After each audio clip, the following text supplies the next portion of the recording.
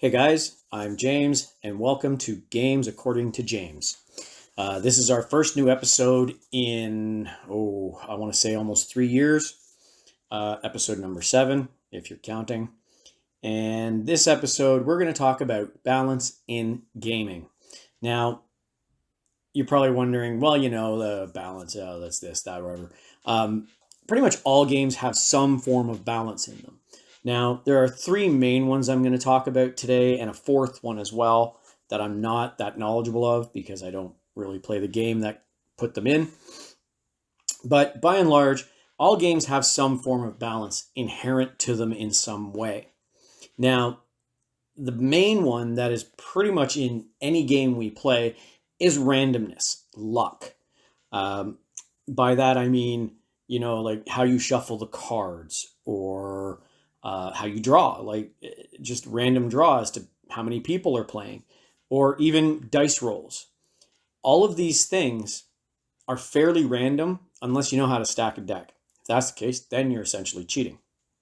However, if you're doing it properly, you really don't know, excuse me, just what order cards will happen in. You really don't know what will come up when you roll the dice. Now, a lot of the games we played as kids involved these primary aspects. Games like Sorry, which you drew your cards to move and you moved your little pieces around the table. Now, aside from that, you also had games like Crazy Eights, Go Fish, a little older, start playing Euchre. It was really, you were at the mercy of the cards being dealt, which is no surprise. That's the randomness of it, right?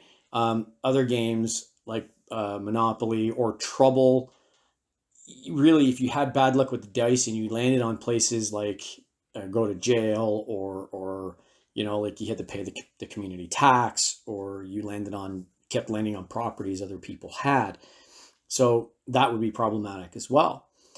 And this randomness is throughout a lot of other gaming, be it role-playing games, war games, or even CCGs. In the case of CCGs, again, we go back to the shuffling and the drawing of the deck. It can make or break your game depending on how many cards are where. If all your good cards end up at the bottom of your deck and all your opponent's good cards are at the top of his deck, and he or she or they are able to play them while you're still waiting on yours, that's going to be a bad time. And that's just bad luck of how the deck got shuffled, and vice versa. With dice, you have a bad day of rolling, and it happens. I've had it happen. Or you can roll really hot. And either way, you either have a really good day or a really bad day. And it is really just a matter of complete and utter luck on that side. Now, obviously, all these games have some form of strategy or tactics. But in the end, the randomness is what can really bring us back down to earth. I've seen really good players lose to players who are new and hardly ever played just because of that randomness. So let's keep in mind that's in pretty much any kind of game. There is randomness and luck involved. And to quote Star Trek Next Generation, you can make all the right moves and still lose. Why? In this case, luck of the draw, luck of the dice, just luck and randomness. Now, the next kind I'm going to talk about does apply to a lot of games as well. It's basically limitations and restrictions. Now, some people will say, oh, well, you shouldn't restrict things or you shouldn't limit things. But if you don't, that gets problematic, especially within a community. I'll give you a good example of restrictions. In a game like Magic the Gathering or a collectible miniatures game like HeroClix, they have what's called types of games. Now, HeroClix is like Magic in the sense that you'd never know what you're going to get unless you specifically go buy certain things. Otherwise, it's a random draw of boosters. Now, they've been around, I don't know, 20, 25 years almost. So there's a lot of stuff. Same thing with Magic. They've been around over 30 years. There's a lot of stuff out there that can be played in games. So both of them, I believe they're about roughly the same, have a type of game called Modern. Now, with HeroClix, Modern means any set that's been out for the last 2 calendar years. Now, they'll update what sets are included and what sets are no longer included. I think they do it twice a year just to update. I think Magic the Gathering is very similar. It's card sets from the last couple of years. I don't know what else they do. I think they have something called Commander, and then there's booster drafts and things like that as well. But I know with HeroClix, they also have Silver Age and Golden Age. So you have your Modern, which is the most recent stuff. You have your Silver Age, which is far back to a certain point when they started using reference cards. And then you have Golden Age, which includes everything. Now, on the flip side of that, in wargaming, you have limitations. A game like 40K has formations which only allow so many of a certain unit type, and that way you're not spamming these really, really good units all the time. X-Wing, for example, has something similar-ish. Not so much with the named pilots, because by default, you're only allowed to have one Luke Skywalker or one Darth Vader in your list. But for the more generic ships, some of them have a limitation of 1, 2, or possibly 3 being allowed in the list. Now, that might not sound like much of a limitation, but when you can have up to 8 ships in a list, it does prevent you from spamming some pretty nice ships because you're only allowed 2 of them, or you're only allowed 1 or 3, but you can't spam it for the entire list if it fits. So limitations in that sense, and formations or ship types, only so many, it allows some semblance of fairness because, frankly, in both types of limitations and restrictions, your newer players, they're not going to have a lot of access to the old stuff, and they may not have the financial wherewithal to buy the bigger units that are really good. Like in Tau, there's broadsides and crisis suits. They're fairly expensive and they're fairly effective. So you don't want to spam that all the time. And somebody who can only afford an infantry box here and there just get curb stomped all the time. That's not fun. In the case of X-Wing, again, it's a matter of balance with the other ships, but it also does play on the financial side. Like, nobody wants to buy that many ships. They shouldn't have to. With HeroClix and Magic the Gathering as a separate example, you look at it and go, okay, the older stuff gets really expensive really fast. Once it's no longer part of the modern, essentially, it becomes harder and harder to get a hold of, especially with things like HeroClix, because it's hard to track down anyone who wants to sell stuff from like the early 90s before they brought in the reference cards. And some of that stuff is really good. And your newer players, they're just not really going to have access to that. So do you really want the veteran players constantly beating up on the new players? Because you need new players to keep the community going. So all of this is in a way to kind of balance things out fairly for players and, well, fairly within the game itself, because some stuff just was too good. Like, they didn't see how good it was really going to be. So eventually it gets faded out of the modern game. And Magic kind of has the same problem. Some cards end up being way better than they expected, despite the play testing. And eventually they get faded out into other styles of games where it's expected that that card might show up, or a miniature might show up. Excuse me. But that's the main reason that limitations and restrictions exist, is availability of material over time makes it harder for newer players to really get the really good stuff from way back, but there's still really good stuff currently too. So that's the main thing about limitations and restrictions, in my opinion. Now, the next one is mainly for a wargaming aspect, and that is point costs. Most wargames have some kind of point costing system. Now, there's different systems. Battletech has two. They have battle value and point value. One is for their classic game, one is for Alpha Strike. Warhammer 40K also has two point value systems. One is power points, and the other is just a point cost. In their case, one is more granular than the other. So you actually pay for weapons, you pay for this, you pay for that. In the PowerPoint, it's more about the unit. And in general, they should balance out. Other games, X-Wing has it as well.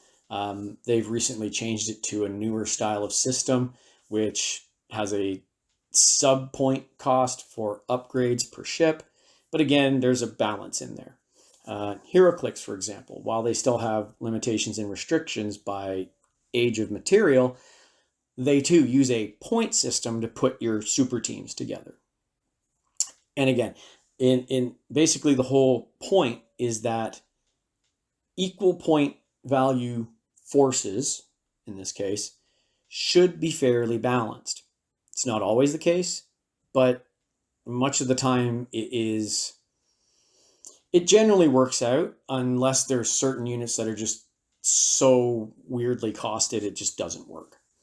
Now, back in the day, we'll say 20 years ago, once stuff came out, point values were point values. That's what they were. They wouldn't change. And if something was really good, they either would ban it from a competition or say you're only allowed one, similar to the limitations and restrictions to deal with such things. But modern day, multiple games have been willing to actually errata and nerf things as necessary or change the point values. Again, example with Warhammer 40K and X-Wing.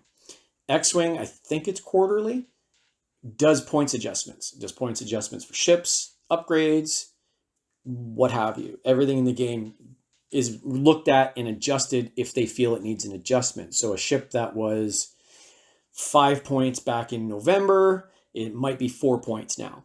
Now, Warhammer 40K does something similar. They have what I think it's called Chapter Approved. I believe it comes out every year. I think they're still doing it with 9th edition now. But basically, it goes through all the armies and does a points update. Or it may adjust stats for something. But all this material's in a book they put out every year. I think you can buy it in PDF as well, mind you. So point values, like I said, though, in general, they're meant to balance. Similar to, I don't know, like in sports, they have a salary cap. So if all the teams are spending to the salary cap, in theory, they should be equally balanced and I can't think of the word, but they should be equally balanced, and there should be some form of, like it basically, you have to play the games now. It's not because this team's better than that. And a lot of the sports in the past had that issue where teams could spend $100 million on a payroll while other teams can only spend like $30 million on a payroll. Well, generally speaking, that $100 million team is going to be a perennial contender because they're able to essentially buy new players. And that's kind of what these point values are for. And I don't think there's a war game or miniature game that I've played that didn't have a point system of some kind to figure out your forces. And again, it's just meant to balance things out fairly between the two sides or three sides or how many sides you want to have. Think of it as resources, essentially, right? But those last three, randomness, limitation and restriction, and then point costs, they're the three you generally see across the board of all gaming, really, in one form or another. And it's all about, it's various types of balancing to find fairness for the players. So the last one I'm going to speak about is doing some kind of rating or adjustment in game. I'm not very familiar with it. I've read about it, but again, having never played with it, it's hard for me to really give you a true opinion. And that is challenge ratings and level adjustments that came around in, I think it was D&D 3.0. I think it still exists. I honestly don't know because, again, I don't play Dungeons and Dragons. And on the face of it, I'm not a fan. When it comes to role-playing games, a lot of balance and challenges set forth for the player should be decided on by the GM or DM in the case of Dungeons and Dragons. Something like a challenge rating saying, okay, well, the characters need to be average this level to deal with it, is on the face of it, to me, the lazy way out, right? That's to me. Generally, classes are meant to be self-balanced, especially in a game like Dungeons and Dragons since 3rd edition. I know there's been issues. Again, I don't play Dungeons and Dragons. I'm from the Rifts from Palladium books side of things, where balance was like thrown off a 30th floor balcony. Sorry about that. But I played with GMs who ran Rifts and always found a way to challenge us without curb stomping us. And it was balanced. And really, it takes a good GM to do that. I understand that. Same thing with making everything feel equal so that the lowly vagabond could be as important as the glitter boy pilot in Rifts. Now, and I know that has been issues in all role-playing games to some degree. So I understand the desire for it. It does make some of the work on the GM easier. Most GMs I've met don't generally look for the easy way anyway. But it's just, to me, it almost feels too arbitrary. Because I've seen a group of players take on something that probably should beat them, and they beat it with ingenuity, thinking outside of the box, good tactics, good knowledge of how to synergize each other's abilities and such. Now, the other side is the level adjustments. I still don't understand. Because a character picks a certain perk or has certain feats or gets certain things at creation, they're arbitrarily treated as if they're a higher level. I don't like that. There's got to be a better way to do that.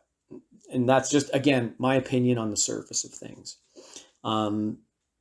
It's just, I don't know. On that case, I just don't like the concept. The character is the character. Certain things, because they have them, shouldn't make them a higher level when in reality they really aren't. But that's just me. Again, I understand the challenge rating side. It does make life a little easier. It does make it more balanced, depending on how you feel about balance. But by and large, those two things on the surface, on the face of it, I don't know if I'm a fan of. Now, maybe if someone can eventually convince me to play Dungeons and Dragons, my tune will change because I'll have interacted with it and dealt with it on a more proper level. But at least as it stands right now, I'm not a fan of that kind of balancing of things. But I guess that's where we can start to wrap up. So to summarize, I spoke about randomness, which is luck of the draw, shuffling, dice rolls. It's just, even the best players will lose because of bad luck. And it happens. Limitations and restrictions. Not allowing certain things in a game because they're too powerful, or they're just something that is just so hard to get your hands on, or limitations of how many things can be used. And to me, both are fair. In this case, they're fair because it's also about keeping the community fair for the players in the community, who may or may not have access to older materials or the money to buy the latest best thing. So there's some balance in there.